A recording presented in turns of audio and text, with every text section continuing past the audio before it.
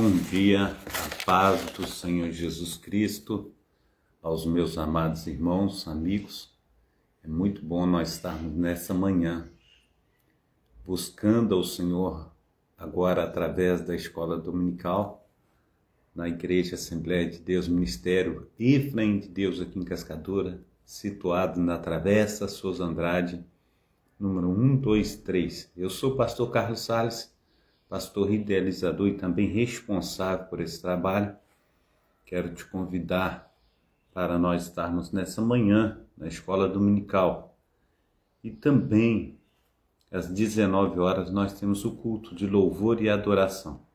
Então, você é o meu convidado especial. Nós temos os cultos sempre aos domingos, às terças-feiras e às sextas-feiras, sempre às 19 horas. Você que não tem um lar cristão, faça da nossa igreja a sua casa. Em nome de Jesus. Você será muito bem-vindo no nosso meio. Nós teremos um imenso prazer de estar recebendo você, tá bom? Então Deus te abençoe, Deus te proteja, Deus te guarde. Tenhamos aí um domingo abençoadíssimo. Nós estamos na lição 1 do terceiro trimestre. Hoje é dia 6 de junho de 2025. E a lição, ela vai falar sobre a igreja que nasceu no Pentecostes. Amém? Antes de nós darmos início, à leitura bíblica, eu quero orar contigo nessa manhã. Pai Santo, Pai querido, Pai amado, nós te agradecemos, nós te bendizemos. Nós dizemos, ó Pai, que temos prazer na Tua presença. Perdoa os nossos pecados, perdoa as nossas falhas. Nos ajuda, Senhor Deus, a cada dia, a cada instante, Senhor Deus, estar rompendo com as barreiras. Que nós venhamos ultrapassar os obstáculos, ó Pai. Que tudo, Senhor Deus, que tem sido, Senhor Deus, contrário, venha cair por terra. Mas que nós venhamos, ó Pai, estar, Senhor Deus, diante do Senhor, em espírito e em verdade. Assim nos ajuda, Pai, a cada dia, a cada instante, Senhor Deus, para que nós possamos nos aproximar do Rei da Glória, em nome de Jesus. Assim, ó Deus, esteja indo de encontro, ó Pai, aos Teus filhos e filhas, ó Pai. Muitos, ó Pai, estão afastados, ó Pai, distante da Tua presença, mas o Senhor deseja, Senhor Deus, que todos estejam, ó Pai, no Teu aprisco. Assim, ó Deus, em nome de Jesus Cristo, dá força, dá coragem. Ó Deus de Israel, esteja, Senhor Deus, pegando, Senhor Deus, nas mãos, ó Pai, e fazendo com que cresçam, ó Pai, na Tua graça, no Teu conhecimento, em nome de Jesus. Amém e amém. Amém? Então o texto áureo, ele diz assim: todos foram cheios do Espírito Santo e começaram a falar em outras línguas, conforme o Espírito lhes concedia que falassem. Atos, capítulo 2, versículo 4. A verdade prática, ela diz assim: a igreja nasce no Pentecostes, capacitada pelo Espírito para cumprir a sua missão. Amém? Glórias a Deus. A leitura bíblica, ela está em Atos, capítulo 2, do versículo 1 ao versículo 14. Cumprindo-se o dia de Pentecostes, estavam todos reunidos no mesmo lugar, e de repente veio do céu um som como um vento veemente e impetuoso, encheu toda a casa em que estavam assentados, e foram vistas por eles línguas repartidas como de fogo, as quais pousaram sobre cada um deles, e todos foram cheios do Espírito Santo e começaram a falar em outras línguas conforme o Espírito Santo lhes concedia que falassem. E em Jerusalém estavam habitando judeus, varões religiosos de todas as nações que estavam debaixo do céu. E correndo aquela voz, ajuntando-se uma multidão, e estava confuso, porque cada um ouvia falar na sua própria língua. E todos pasmavam e maravilhavam, dizendo uns aos outros: pois que? Não são galileus todos esses homens que estão falando? Como, pois, ouvimos cada um na nossa própria língua, em que somos nascidos? Partos e medos, elemitas, e os que habitam na Mesopotâmia, e Judéia, Capadócia, Ponto e Ásia, e Frígia, Panfilha, Egito e partes da Líbia, junto a Cirene, e forasteiros romanos, tanto judeus como prosélitos, e cretenses, e árabes, e todos os temos ouvido em nossa própria língua falar das grandezas de Deus. E todos se maravilhavam e estavam suspensos, dizendo uns para os outros: que quer dizer isto? Glórias a Deus. Versículo 13. E outros zombavam, diziam: estão cheios de mosto. Pedro, porém, pondo-se em pé, com os 11, levantou a voz e disse-lhes: varões, judeus e todos os que habitam em Jerusalém, seja-vos isto notório, escutai as minhas palavras. Amém? Glórias a Deus. E Deus, ele é assim tremendo, né? Aí começa a igreja em Pentecostes, aí começa as maravilhas do Espírito Santo que pousa sobre toda a carne, amém? Cumpre-se a profecia de Joel. Então, Deus, ele é maravilhoso para conosco. Introdução. A igreja nasceu em Pentecostes. O evento marcou o início de uma nova era. A era da igreja. Pentecostes era uma das festas mais importantes dos judeus e acontecia 50 dias depois da Páscoa. Foi nesse dia especial que Deus derramou o Espírito Santo sobre todos os discípulos, batizando-os, derramando o Espírito Santo no dia de Pentecostes. Houve o derramamento do Espírito Santo naquele dia. Então marca o início da igreja como uma comunidade de profetas, como foi profetizado por Joel, em Joel capítulo 2, versículo 28. No livro de Atos, Lucas ensina que esse acontecimento tinha um significado especial para o fim dos tempos, já pois havia sido anunciado pelos profetas no Antigo Testamento. Além disso, o Pentecostes foi uma prova clara de que Jesus havia ressuscitado. O propósito desse derramamento do Espírito foi dar poder à igreja para testemunhar de Cristo ao mundo e levá-la à verdadeira adoração, isto é, o que veremos nesta lição.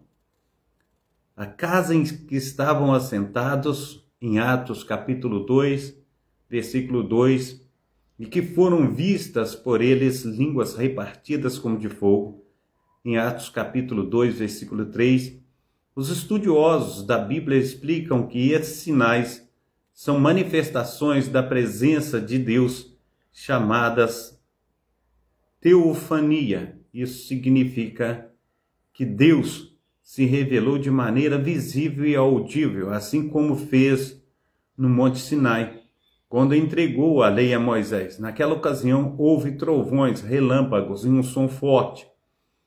E o povo ouviu a voz de Deus e viu um grande fogo, exemplo, Êxodo, 19, versículo 16. Moisés depois lembrou ao povo desse momento, dizendo: desde os céus te fez ouvir a sua voz, para te ensinar, e sobre a terra te mostrou o seu grande fogo, e ouviste as suas palavras do meio do fogo. Deuteronômio capítulo 4, versículo 36. um evento paralelo ao Sinai, assim como no Sinai, onde a presença de Deus se tornou real como uma das experiências mais marcantes na história do antigo povo de Deus, de uma forma muito gloriosa e profunda. O Pentecoste marcou o encontro do Espírito de Deus com a igreja. Pentecoste, portanto, é a experiência do Espírito Santo.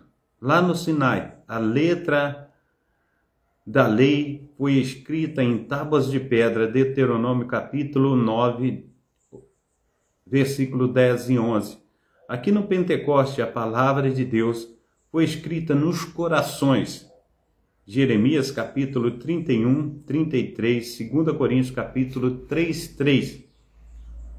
Centrada em Cristo, nos tempos finais, na sua pregação no dia de Pentecoste, Pedro deixou claro que esse evento estava totalmente ligado a Jesus.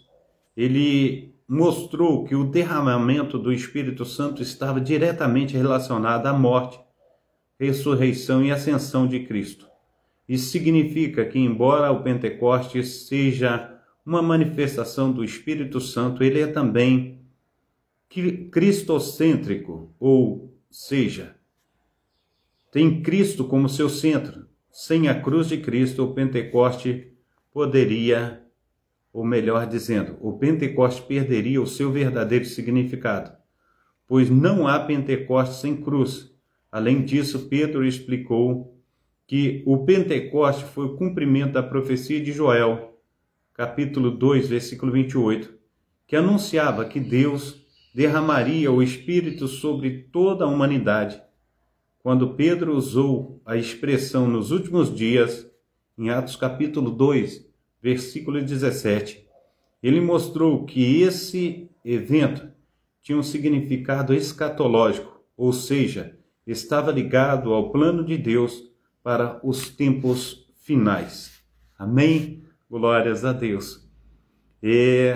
Quando nós vimos aí, falar em 2 Coríntios capítulo 3, 3, que Deus não escreveria mais em tábuas de pedras os seus mandamentos, mas em tábuas de carne do coração. Então, assim, Deus, ele manifesta nos dias atuais, desde o Pentecoste até agora, a sua lei na nossa mente e no nosso coração. Então, nós temos essa lei gravadas em tábuas de carne do coração. Amém? Auxílio bíblico teológico. O dia de Pentecostes, a festividade judaica do dia de Pentecostes assume um novo significado em Atos capítulo 2, pois é o dia no qual o Espírito prometido desce em poder e torna possível o avanço do Evangelho até os confins da terra. O batismo dos apóstolos com o Espírito Santo no dia de Pentecostes serve de fundação da missão da igreja aos gentios. Essa experiência corresponde à unção de Jesus com o Espírito no Rio Jordão. Lucas capítulo 3, versículo 21 e 22. Existem semelhanças entre estes dois eventos. O Espírito desceu sobre Jesus depois que ele orou. Lucas capítulo 3, versículo 22, no dia de Pentecostes. Aleluia. Os discípulos também são cheios com o Espírito, que depois oram e recebem as manifestações físicas que acompanham ambos os eventos no Rio Jordão. O Espírito Santo desceu em forma corpórea de uma pomba, e no dia de Pentecoste a presença do Espírito está evidente na divisão de línguas de fogo e no fato os discípulos falarem em outras línguas. A experiência de Jesus enfatiza a unção messiânica para seu ministério público, pelo qual pregou o evangelho, curou os doentes e expulsou os demônios. Os apóstolos agora recebem o mesmo poder do Espírito. derramamentos subsequentes do Espírito Santo em Atos são semelhantes a experiências dos discípulos em Jerusalém. Assim, o Senhor, desde o dia de Pentecoste, ele tem manifestado o seu poder através dos seus filhos. Ele tem nos batizado com o Espírito Santo. Ele tem feito com que os discípulos seus agora estivessem aptos a pregar a palavra do Senhor e fazer sinais e maravilhas no seu nome, no nome de Jesus. Amém? O propósito do Pentecostes bíblico é promover a verdadeira adoração. As manifestações externas como o som ou o vento e o fogo ocorridas no Pentecostes prendem a nossa atenção. Contudo, não podemos perder de vista o que Pentecostes produz internamente na vida do crente. Um dos propósitos marcantes do Pentecostes em Jerusalém foi promover a verdadeira adoração. Temos ouvido em nossas próprias línguas falar das grandezas de Deus.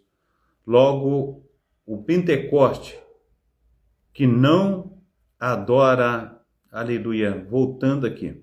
Logo, Pentecostes que não adora não é bíblico, de fato. Quando os gentios experimentarem o Pentecostes, eles também magnificavam e adoravam a Deus. Atos capítulo 10, versículo 46. Da mesma forma, o Espírito, através do apóstolo Paulo, diz que um crente pentecostal cheio do Espírito dá bem as graças. O fogo pentecostal promove verdadeiro louvor a Deus.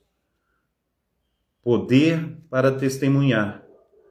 O poder para testemunhar. O Pentecoste tem uma dimensão escatológica, pois aconteceu antes de chegar o grande e glorioso dia do Senhor, em Atos capítulo 2, 20. No entanto, essa realidade dos últimos tempos não significa que a igreja deve ter uma visão escapista, ou seja, desejar fugir do mundo a qualquer custo. O Pentecoste não foi dado para que os crentes se isolem, mas para que fossem capacitados a testemunhar e viver no mundo até a volta do nosso Senhor e Salvador Jesus Cristo. A igreja deve aguardar com esperança, mas também cumprir a sua missão até o fim. Para cumprir essa missão, ela necessita de poder para testemunhar. De fato, é isso o que acontece depois do Pentecostes. A paz do Senhor Jesus, a minha diaconisa Dacília, Deus te abençoe, Deus te proteja, Deus te guarde. Amém? Seja bem-vindo. 3. Características do Pentecostes bíblico. Uma experiência específica em Atos dos Apóstolos. O derramamento do Espírito no dia de Pentecoste é mostrado como o batismo no Espírito Santo dos crentes em Atos capítulo 1, versos 5 a 8. Naquele dia, o Senhor Jesus batizou quase 120 pessoas no Espírito Santo. Em Atos capítulo 1, versículo 15, 2, 4. Essas pessoas já eram regeneradas, isto é, salvas em Jesus. Já havia dito que elas já estavam limpas pela palavra em João capítulo 10, ou melhor dizendo, João capítulo 15, versículo 13.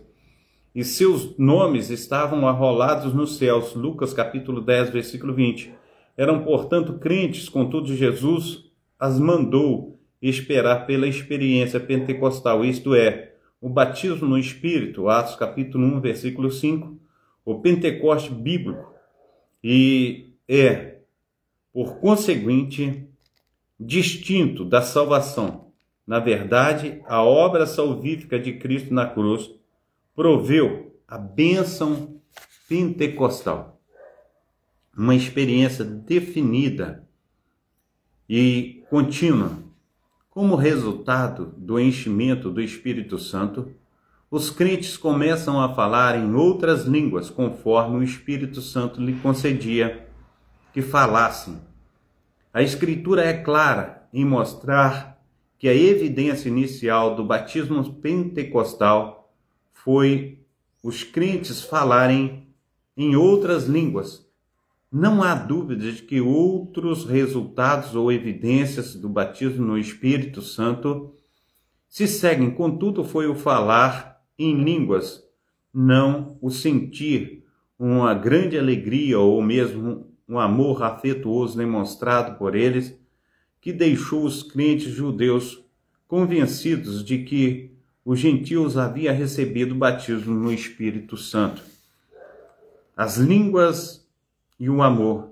A evidência física inicial ou o sinal do batismo no Espírito Santo foi o falar em outras línguas. Não foi uma grande alegria ou amor afetuoso que evidenciaram o batismo do Espírito Santo. Paulo, por exemplo, diz que o amor de Deus está derramado em nossos corações pelo Espírito Santo que nos foi dado. Romanos capítulo 5, versículo 5. O apóstolo escreveu para que a igreja pentecostal e o amor apareça aqui não como uma evidência de enchimento, mas o conhecimento e maturidade em Jesus. Amém? Auxílio bíblico teológico. Falar em outras línguas. Falar em línguas é um sinal inicial do batismo com o Espírito. Serve como uma manifestação externa do Espírito e acompanha o batismo ou imersão no Espírito. Para Pedro, o sinal milagroso demonstra a plenitude do Espírito. Ele aceita línguas como evidência de que os 120 foram cheios com o Espírito, com o sinal inicial. As línguas transformam uma profunda experiência espiritual, aleluia, num acontecimento reconhecível, audível e visível. Os crentes recebem a certeza de que foram batizados com o Espírito. O próprio Jesus não falou em línguas, nem mesmo no Rio Jordão. Sua unção especial foi normativa para seu ministério, mas o derramamento do Espírito em Atos capítulo 2 é normativo para os crentes. A distinção entre Jesus e os crentes é que ele inicia a nova era como Senhor e Salvador da humanidade. Amém? Glórias ao nome santo do nosso Senhor e Salvador Jesus Cristo. Conclusão. Como vimos, o Pentecostes marcou o início da era da igreja. Jesus, agora glorificado, batizou os crentes no Espírito Santo. Atos capítulo 2, versículo 4. E o Espírito Santo os inseriu no corpo de Cristo, que é a igreja, cujo nascedouro foi no Pentecoste. Esse evento é essencial porque mostrou que Deus deseja uma igreja capacitada para cumprir sua missão, que é pregar o Evangelho ao mundo, tanto por palavras quanto por ações. No entanto, essa missão só pode ser realizada com êxito pelo poder do Espírito Santo de Deus. Amém? Quais fenômenos registrados em Atos capítulo 2 e 3 são considerados teofania? Um som como de um vento veemente e impetuoso, e línguas repartidas como que de fogo. Segundo o apóstolo Pedro, qual foi a profecia do Antigo Testamento que se cumpriu em Pentecostes? E como isso demonstra o aspecto escatológico desse evento? Pedro explicou que o Pentecostes foi o cumprimento da profecia de Joel, capítulo 2, versículo 28, que anunciava que Deus derramaria o seu Espírito sobre toda a carne, sobre toda a humanidade. Amém? Cite um dos propósitos marcantes do Pentecostes em Jerusalém, conforme Atos capítulo 2, versículo 11. Um dos propósitos marcantes do Pentecostes em Jerusalém foi promover a verdadeira adoração.